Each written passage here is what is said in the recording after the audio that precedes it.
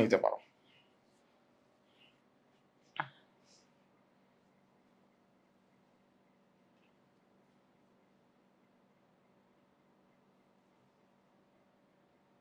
জিনিসগুলো ইম্পর্টেন্ট, সেই নিয়েই হচ্ছে আমাদের ক্লাসগুলো।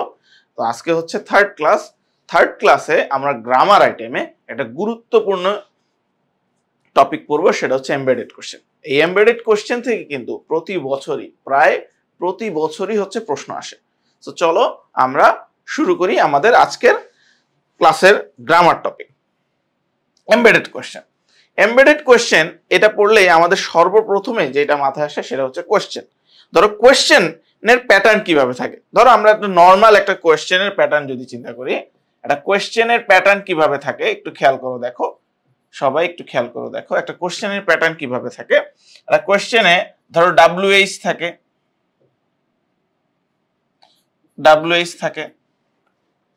তারপরে কি থাকে, তারপরে হচ্ছে অক্সিলারি ভার্ব থাকে, দেন হচ্ছে কি থাকে, সাবজেক্ট থাকে, দেন তোমার হচ্ছে মেইন ভার্ব থাকে। এইভাবেই কিন্তু এমবেডেড মানে নর্মাল কোশ্চেনের প্যাটার্নটা এরকমই থাকে। ওকে, ধরো একটা নর্মাল আমরা যদি কোশ্চেন লিখি, ওয়্যার, যদি একটা কোশ্চেন লিখি, where have you been?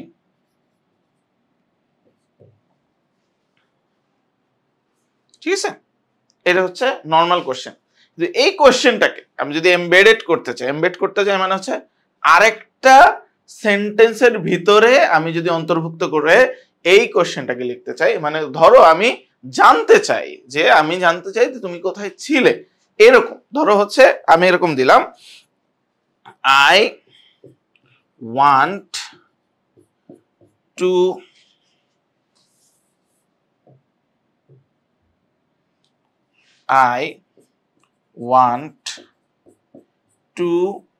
know, আমি জানতে চাই, আমি এই সেন্টেন্সের ভিতরে ইন্ডিপেন্ডেন্ট ক্লজের ভিতরে আমি হচ্ছে এই কোশ্চেনটা where have you been, এই জিনিসটা যদি আমি অন্তর্ভুক্ত করতে চাই, তাহলে আমাদের সেন্টেন্স স্ট্রাকচারটা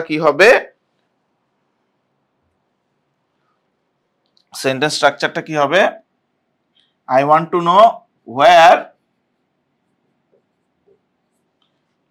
এই যে এইখানে যে অক্সিলারি ভার্বটা, এইটা হচ্ছে ভার্বের সাথে চলে যাবে এবং সাবজেক্টটা আগে চলে আসবে, মানে where you have been, এবং এমবেডেড কোশ্চেনে কখনোই কোশ্চেন মার্ক হবে না যদি না মেইন ক্লজ মানে ইন্ডিপেন্ডেন্ট ক্লজে কোশ্চেন থাকে। তাহলে আমাদের এমবেডেড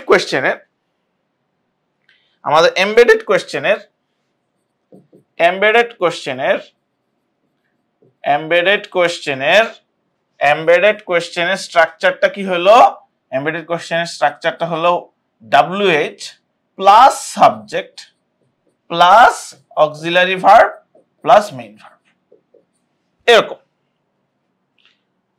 ঠিক আছে, এই জিনিসটা ভালো করে মাথায় রেখে দাও, ওকে। আমি যদি লিখতাম do you know what you have done, এটা যদি লিখতাম, তাহলে এই যে ডু ইউ নো এটাই হচ্ছে কোশ্চেন মেইন ক্লজ। এখানে আমরা কি দিব, আমরা হচ্ছে এই মেইন ক্লজের কোশ্চেনের কারণেই কিন্তু এখানে কোশ্চেন মার্ক দিব, এই এমবেডেড কোশ্চেনের কারণে না।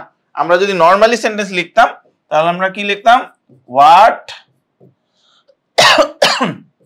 হ্যাভ ইউ ডান, এই জিনিসটা লিখতাম, এই জিনিসটা করে কোশ্চেন করতাম, হোয়াট হ্যাভ ইউ ডান, তুমি কি করেছো। এখন আমি যেহেতু এই কোশ্চেনটাকে এমবেডেড করে দিছি, তাই এমবেডেড কোশ্চেনের ভিতরে আমার এমবেডেড কোশ্চেনটা WH এর পরেই সাবজেক্টটা আসবে। আরো কয়েকটা উদাহরণ চলো আমরা একটু চেষ্টা করি।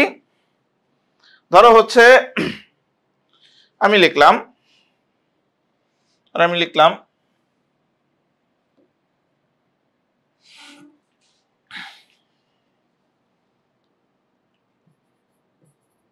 what will he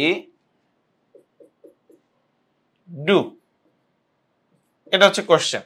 তাহলে এটাকে এমবেডেড কোশ্চেন কিভাবে করব আমরা? এটাকে আমরা এমবেডেড কোশ্চেন করব I am not sure what he will do. I am not sure what he will do. ওকে, ধরো আরেকটা কোশ্চেন যদি করি whose book is it? Question করলাম whose book is it? তাহলে আমরা লিখব they don't know whose book it is. এখানে খেয়াল করো, দেখো কোশ্চেনটা কিন্তু হচ্ছে হুজ বুক, কার বই। সো কার বইটা ঠিক আছে, অনেক সময় অনেকে কি করে হুজ বুক ইজ ইটি দিয়ে দেয়, কিন্তু আসলে এমবেডেড কোশ্চেনে হবে হচ্ছে whose book it is. Whose বুকটা হচ্ছে WH কোশ্চেনের মার্ক, দেন হচ্ছে সাবজেক্ট, তারপরে হচ্ছে ভার্ব। বোঝা গেছে? আশা করি এমবেডেড কোশ্চেনে তোমাদের কোনো প্রবলেম হবে না। ধরো 2017 সালে একটা কোশ্চেন এসেছিল, সেই কোশ্চেনটা আমি যদি হচ্ছে তোমাদেরকে দেই, 2017 সালে বি ইউনিটে এমবেডেড কোশ্চেন থেকে যে কোশ্চেনটা আসছিল, সেই কোশ্চেনটা আমি যদি তোমাদেরকে দেই, সেটা হচ্ছে do you know when? Gap ছিল এবং এইটাতে অপশন ছিল এ অপশন ছিল হচ্ছে DU was founded, বি অপশনে ছিল was DU founded,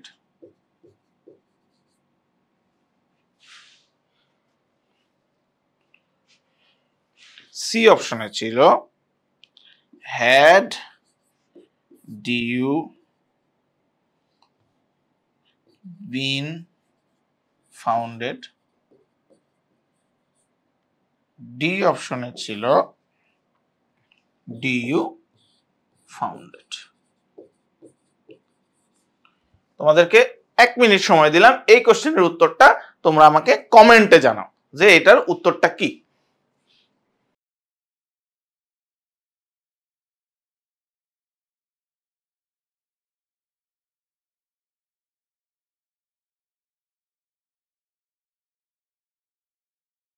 ওকে, তাহলে চলো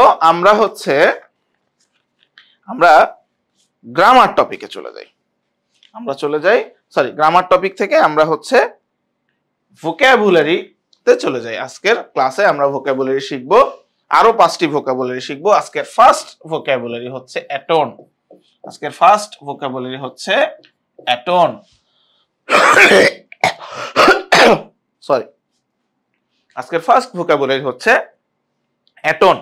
অ্যাটন শব্দের অর্থ হচ্ছে টু রিপেন্ট।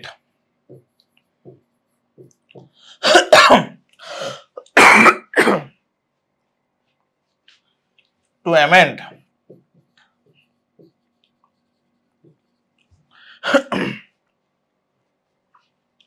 এক্সপিয়েশন,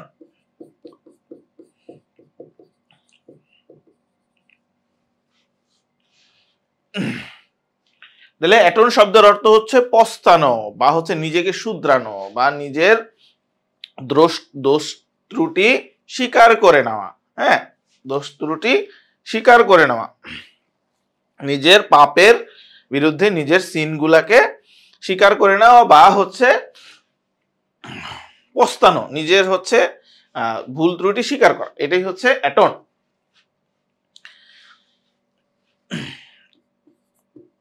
পরবর্তী শব্দ হচ্ছে অ্যালাক্রিটি।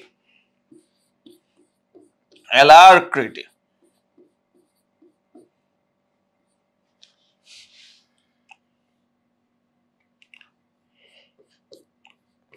তোমরা যেটা করতে পারো, আমার কাছে মনে হচ্ছে যে তোমাদের হচ্ছে যে শব্দগুলো এগুলো তোমরা নাই মানে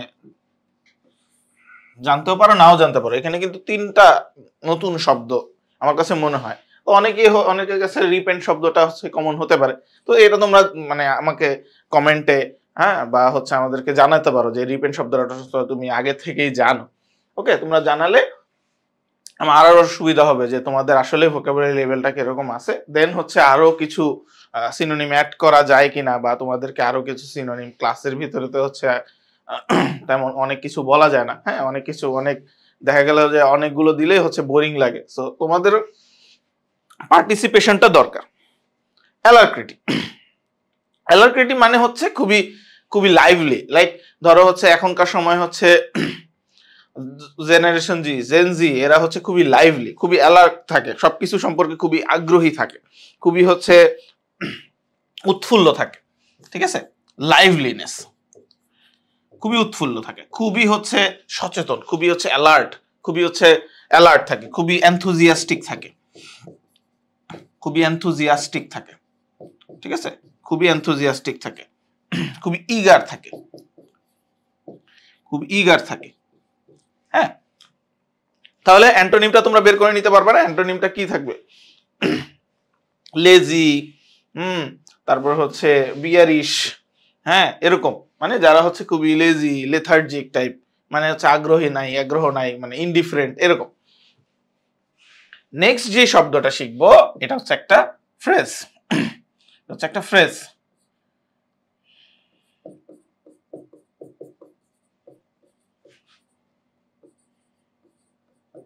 এটা হচ্ছে একটা ফ্রেজ, আলটেরিয়র মোটিভ। ধরো কোনো একটা উদ্দেশ্য বাস্তবায়ন করার জন্য, কোনো একটা কর্ম সম্পাদন করার জন্য আমরা যদি কিছু একটা করি, তখন আমাদেরকে যদি কেউ জিজ্ঞেস করে যে তোমার এই কাজ করার নেপথ্যে কি আছে, বা তোমার উদ্দেশ্য কি, বা তোমার হচ্ছে অজানা রহস্যটা কি, যখন কোনো কিছু এরকম জানতে চায় তখন সেটা হয়ে যায় আলটেরিয়র মোটিভ। মানে হচ্ছে ধরো এই যে স্বৈরাচারী শাসক যে হচ্ছে কি করলো, যে হচ্ছে ছাত্রদেরকে গুলি করার আদেশ দিল বা গুলি করে এই আন্দোলন প্রতিহত করার চেষ্টা করলো, তার আলটেরিয়র মোটিভটা কি ছিল, তার এই কর্মের পিছনের মোটিভটা কি ছিল, যাতে করে সে ক্ষমতায় বসে থাকতে পারে। রাইট, এটা হচ্ছে মোটিভ মানে কি উদ্দেশ্য, ঠিক না? এই যে motive that is not disclosed, যেটাকে হচ্ছে ডিসক্লোজ করা হয় না। এখন অনেকে বলতে পারে তাহলে ভাই আলটেরিয়র মানেই হচ্ছে যেটা ডিসক্লোজ করা। না, এটা হচ্ছে এই দুইটা শব্দ একসাথে ব্যবহৃত হয়। আলটেরিয়র মোটিভ মানেই হচ্ছে যেই মোটিভটা, যেই উদ্দেশ্যটা এখনো ডিসক্লোজ করা হয় নাই বা কেউ জানে না। তো এটা খুবই ইম্পর্টেন্ট একটা ফ্রেজ। তোমরা চাইলে এটা হচ্ছে প্র্যাকটিস করতে পারো নিজেদের বাস্তবিক জীবনে, এবং হচ্ছে পরীক্ষায় অনেক সময় দেখা যায় এই ধরনের ফ্রেজ দিয়ে দেয়। ওকে, আসো নেক্সট শব্দ হচ্ছে অ্যাবডিকেট। অ্যাবডিকেট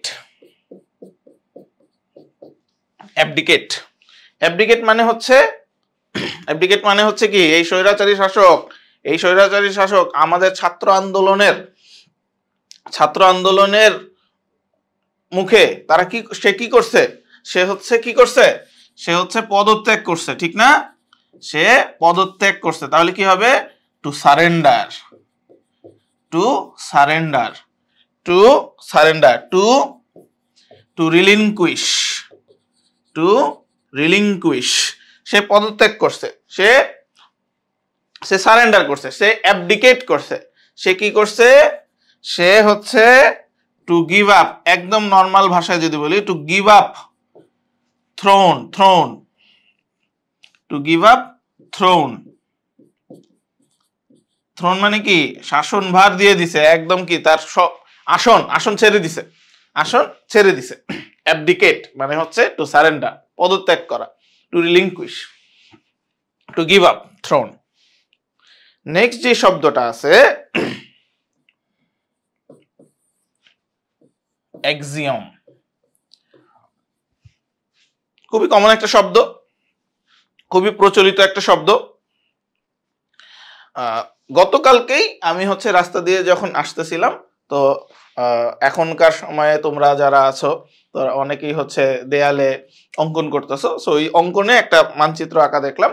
সো ওই মানচিত্র আঁকার নিচে আমি হচ্ছে একটা জিনিস, একটা সংঘের নাম দেখলাম, এটা হচ্ছে এক্সিওম ইয়াং সোসাইটি, এক্সিওম ইয়াং সোসাইটি। এক্সিওম, এক্সিওম মানে হচ্ছে কাস্টম, এক্সিওম মানে হচ্ছে কাস্টম, ম্যাক্সিম, ম্যাক্সিম মানে কাস্টম, যেটা প্রথাগত, যেটা হচ্ছে প্রচলিত, যেটা হচ্ছে মানে অনেক দিন ধরেই চলে আসতেছে, প্রথা, এটা হচ্ছে এক্সিওম।